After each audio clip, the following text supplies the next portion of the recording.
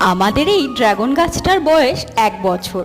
আর এই 1 বছরে গাছটার তেমন কিছুই যত্ন নেওয়া হয়নি। গাছটা বসানো হয়েছিল তখন সাইজ ছিল মাত্র 6 ইঞ্চি। প্রথমের দিকে গাছটা যথেষ্ট পরিমাণেই যত্ন নেওয়া হয়েছে, এখন সময়ের অভাবে গাছটা একদমই যত্ন নেওয়া হয়নি। তোমরা সেটা দেখলে বুঝতেই পারছো যে আগাছায় ভরে আছে গাছ। তবে এই ড্রাগন গাছ করা কিন্তু ভীষণ সহজ, তেমন কিছু সারের প্রয়োজন হয় না, শুধুমাত্র গোবর সার দিলেই যথেষ্ট। আর গোবর সার যদি না পাও তাহলে দোকান থেকে ভার্মি কম্পোস্ট কিনে ইউজ করতে পারো। আর তৃষা, এই ড্রাগন গাছে কিন্তু জল কম দিতে হবে, না হলেই কিন্তু পচন ধরে। আর সব থেকে বেস্ট পার্ট হচ্ছে এই ড্রাগন গাছের চারা করা কিন্তু আরো সহজ। এক টুকরো ড্রাগন গাছ যদি মাটিতে বসিয়ে দাও, খুব তাড়াতাড়ি কিন্তু এই ড্রাগন গাছ থেকে শিকড় বেরিয়ে যায় আর খুব তাড়াতাড়ি চারায় পরিণত হয়। আর সেই কারণে এই কাটা ড্রাগন গাছের অংশটা আমি পুনরায় মাটিতে বসিয়ে দিলাম চারা তৈরি করার জন্য।